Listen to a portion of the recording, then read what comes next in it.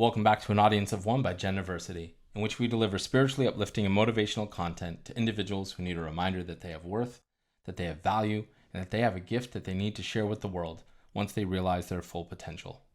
If you were to be given a choice between $200 million and another moment to live, most people are choosing time all day, every day.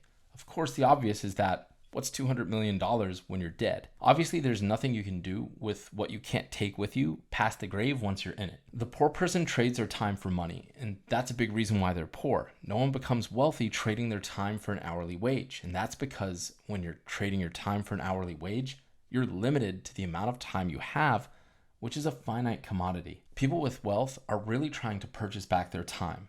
That's why the ultimate purchase you can make is to retire early, because you have so much money, you no longer have to work.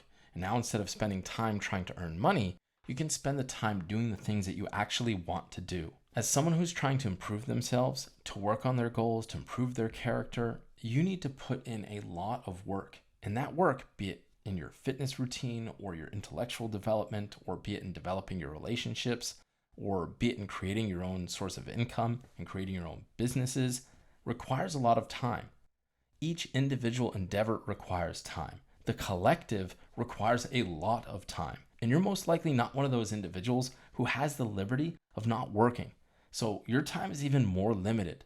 Unfortunately, along this journey, there's a battle inside of the greater war, which is for you to stay on task. In the beginning, there's this state of urgency. But when you start to see progress, as we've discussed before, it's easy to get lulled to sleep by your own success.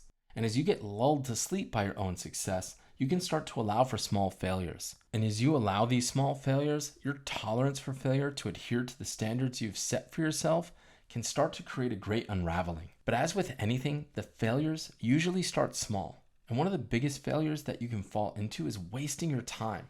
And there are countless ways in which you waste your time. But some of the most common are the following activities which are killing your progress. The first is giving yourself a break in useless recreation, in whatever form that takes. We talked previously when I was telling you about rewarding your success with activities that are going to contribute to your success. You can't say to yourself, I deserve a break. A break from what exactly? Making your dreams come true? You need a break from your own success? If you knew that your efforts were going to be successful, you'd be racing towards that goal, not putting it off because you need to take a few hours to relax or, God forbid, a day or more. People like you don't have the liberty to relax. One of the ways in which you do this is watching a movie or a show, which typically kills at least an hour and a half of your precious time. And if you're using some streaming device, it's worse because when you finish one movie, the platform immediately suggests another.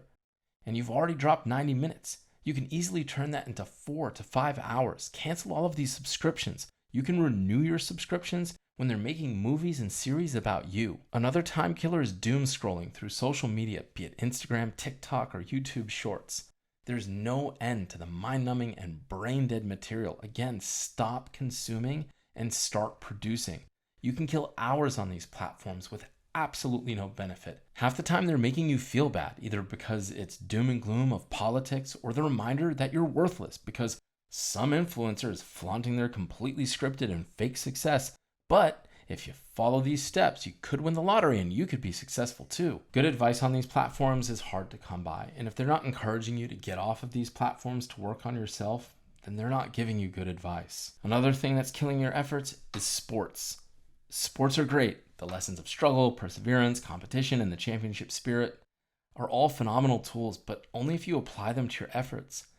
Again and again and again, stop spending all of your time consuming content of people who are successful at the expense of spending time making yourself successful. They're millionaires who don't care about you, owned by billionaires who want you to buy more merchandise. Sports are great. They have their place, but they shouldn't be spectated and commentated on every day of the week for hours on end unless you're getting paid to do so. Worst of all of this entertainment category are video games. I get it, they're phenomenal compared to what they used to be. The storylines are worthy of being made into movies, the graphics are unbelievable, but they're most often of no actual value. And they're insanely addictive. You can easily dump 3 hours into Call of Duty. Meanwhile, now you're 3 hours behind on success. Another time killer is serial shopping on Amazon, and this is usually triggered by one of the other time wasters via social media or YouTube. You saw some product, you got curious, and 2 hours later, you're adding items to the cart you never knew existed. Another time killer that is crushing your efforts is trying to keep up with the political events domestically and internationally. You can't help people if you can't help yourself. The world is on fire, I get it, but as Billy Joel put it best, it was always burning since the world's been turning. However tragic or important the issues that are going on in the world are right now, you're not in a position to affect these things, especially when you don't have your own house in order. So before you get bogged down in trying to figure out which conspiracy theory is right or who's winning which war, you have to get back to your goals. And the absolute most deceptive time waster you're getting crushed by is working on something that is of benefit in nature, but is so far down the priority list, you're only doing it because it's low-hanging fruit and you're doing it is making you feel like you're getting something accomplished. These are just some of the examples of the most common things that are wrecking your ability to chase your dreams. And that's because they're robbing you of your most valuable resource, which is your time. Time is the only equalizer. They may have more money than you, they may have more support than you, but everybody gets 24 hours in a day. Yet you're over here wasting your time that you can't afford to lose. You have stuff to do. Time is limited. The second that just passed, you'll never get it back. And by wasting your time, you're sabotaging your own success. Your window of opportunity is closing on you. We've talked before about the trap of, if only I did this or that way back when. Well, you got whatever time you've got right now, so stop giving it away to anything that isn't contributing to your success. The stuff you're wasting your time doing is not only wasting your time, but it's often detrimental to you and your progress. You're consuming content that's of no benefit and oftentimes harmful to your motivation, to your morality, and your character. You're shopping for things you don't need, wasting money you can't afford to lose on items you don't have time to use. All of this while you contribute to the success of someone else's dreams at the expense of your own by consuming their product instead of producing your own. One of the worst effects of wasting your time is insomnia. You're wondering why you can't sleep at night? The reason you can't sleep at night is because you've wasted so much time during the day not getting any of what you needed to get done. And then next thing you know, it's 8 o'clock and you're like, shit, I haven't gotten anything done. And now your mind is all over the place because you're like, what do I start with? You're stressed because you've boxed yourself into a corner and it's late. You end up working in suboptimal conditions. And not only do you go to bed late, messing up the following day, but you feel like you can't sleep. And the reason you can't sleep is because your mind is racing over all the things you feel like you need to do. Basically, you didn't get anything done all day. If you had, not only would you have peace of mind, but you'd feel exhausted because of all the work you put in. And if you keep doing this to yourself, you'll find that those wasted hours turn into days and then weeks. And then you're asking yourself, how have 3 months or 5 years gone by and I'm no better off than I was back then? Or that I'm so far behind, where should I be? And lastly, if you're striving in a field that's competitive, just understand that while you waste all this time, someone else is working. How many times are you going to have an idea or a goal and then wake up one day to see someone who started after you in a worse off position than you make that goal their reality? So obviously this paints a picture for you that you recognize all too well. Better yet, puts a mirror in front of you so that you can take a hard look at what you haven't done with your time and how you've allowed yourself to rob yourself of your most valuable resource. But describing a problem isn't of any value if you don't have a plan or take action to fix it. And the most powerful tool that you have against wasting time is your ability to say one word and act upon it. And that word is no. The greatest solution to wasting your time and losing time and opportunity is that you have to be stingy with your time. And that's going to manifest itself when you say no. You have to say no to things and you have to say no to people. And saying no to things is another way of saying no to yourself. Out of everything that we listed, a lot of these things that are killing your time are the result of a lack of self-restraint and your ability to stop doing the things that are wasting your time and evaporating your opportunities. You have to develop your own self-restraint. You want to sleep in, you have to say no. You want to take a day off, you have to say no. You want to watch the game, you have to say no. Whatever it is that's consuming your time, you have to start telling yourself no. Because just checking the score turns into the stats, then the highlights, and oh look, there's another game on and maybe I can watch and work at the same time. And the answer is, no, you can't. I wonder how much that cost. Oh, that's not too much. Let me put it in my cart. And Oh, look at this suggested item. And next thing you know, you go down a rabbit hole where 5 suggested items later and you're watching a 30-minute YouTube video comparing items you don't have time to use. So just say no. You have to stay focused on your goal. Rather, you have to be relentless in the pursuit of your goal. Straight tunnel vision on what you want, on what you need, on what you are trying to accomplish. Because if the entertainment doesn't sweep you away in your laziness, then other people will take you on a ride on their fantastic voyage. One thing that you're going to see, if you haven't already, is that once you start having some success, once you dust off the rust and get out of the wilderness and start producing results, people are going to start to remember you exist again. And you got to be real careful, because after going through what you've gone through, after feeling the sense of abandonment, attention from these people can feel like a drug. Like, oh, somebody cares about me again.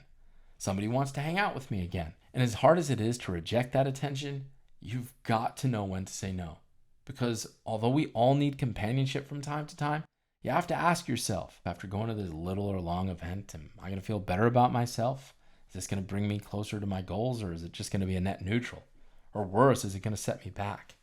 You've got to be able to realize what is what and say to people, look, I'm all set. I got stuff to do. Another form this takes is where people want to use you towards their own ambitions. And this is even more difficult because if you're having success in your efforts to turn your life around, to work towards your goals, to improve yourself, your character, your spirituality, people are going to notice. And they're going to invite you to be a part of things, to join them in some endeavor or business or speaking engagement, to come on their podcast. And the problem with this is that you can trick yourself into thinking, oh man, this is going to be really good for me. See, things are starting to happen.